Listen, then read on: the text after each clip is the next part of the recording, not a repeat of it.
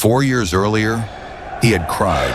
4 years earlier, they had been broken. They had lost everything. But in 2002, Brazil didn't just come back, they became immortal.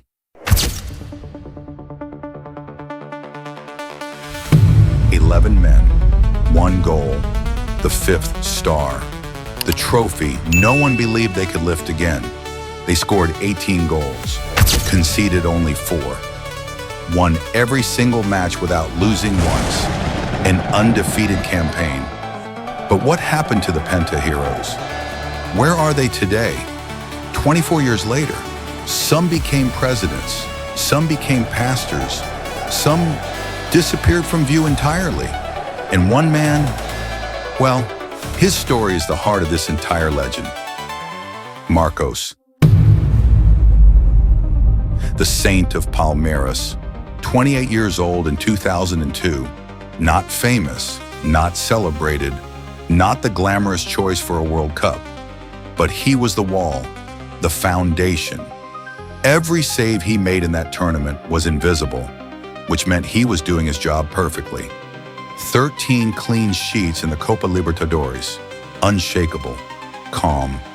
Today, 52, still at Palmeiras, still loyal to one club, the only place he ever wanted to be. Some men chase the world. Marcos chose to be a guardian of one home. Cafu, the captain, the pendulum, 32 years old, the right back of AS Roma. Not just a defender, a tactician, a leader. He was the only man on earth to play in 3 World Cup finals. 3, think about that.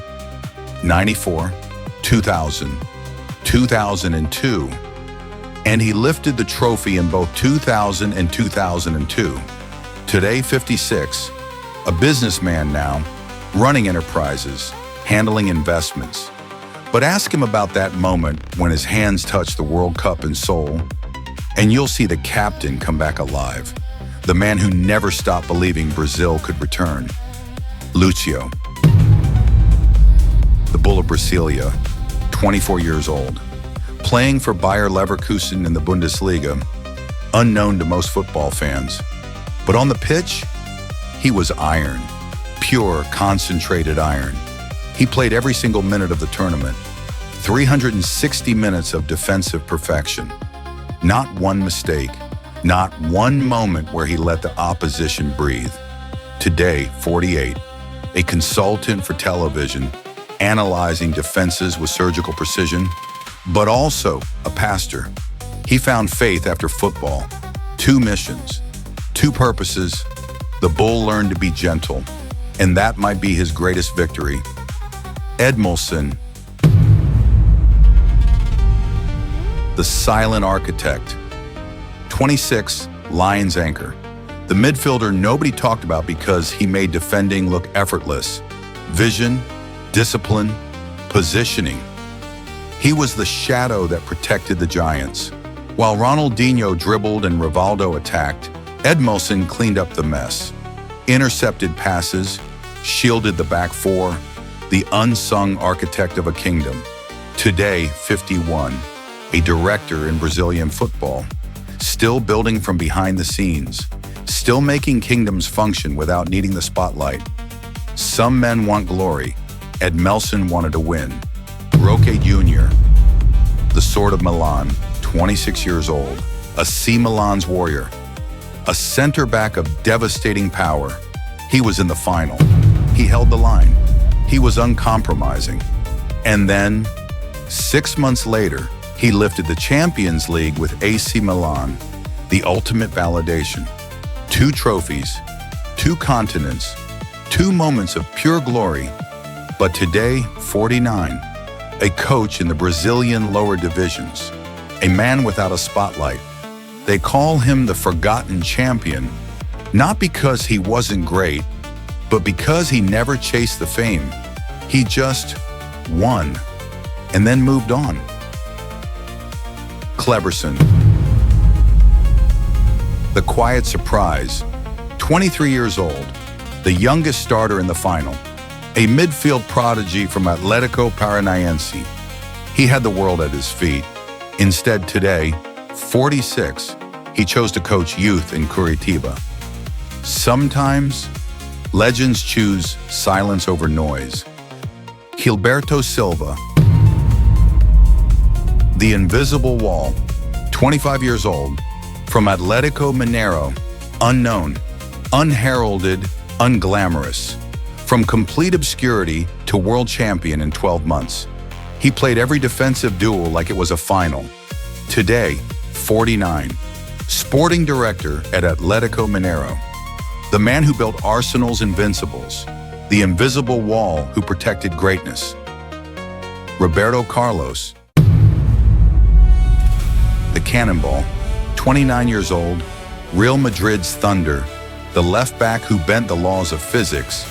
His free kicks didn't follow traditional trajectory.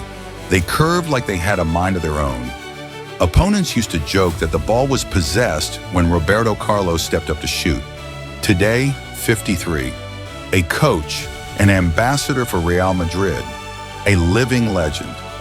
Still the most powerful left foot in football history. And everyone knows it. But what they don't know is how much he misses the pitch. Every single day, Ronaldinho Gaucho, the magician, 22 years old, Paris Saint-Germain's joy, the smile that lit up every stadium. He scored the goal that broke England, a lob so perfect, so unexpected, so beautiful, it became myth. Today, 45, a free spirit. The smile never died. Even now, people recognize him on the street by that grin alone. But there is one man whose story eclipses all the others.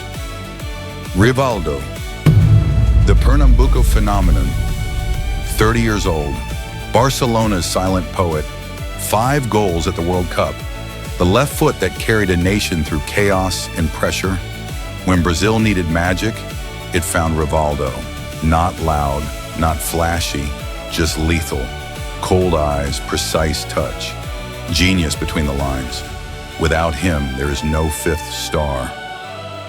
From Recife streets to the summit of world football, a Ballon d'Or winner, a World Cup champion, one of the greatest number 10s of his generation.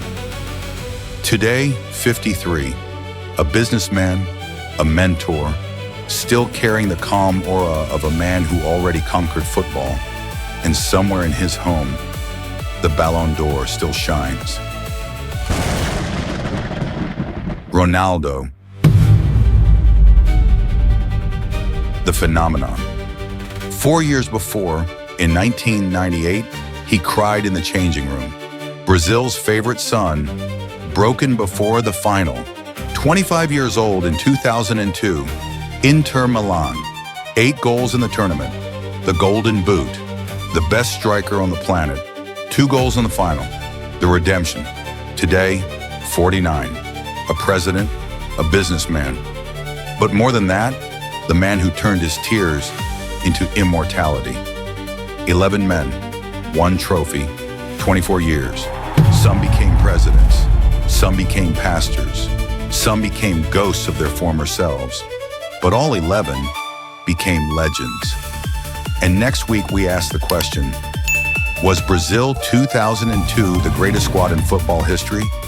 Or was it Germany 2014?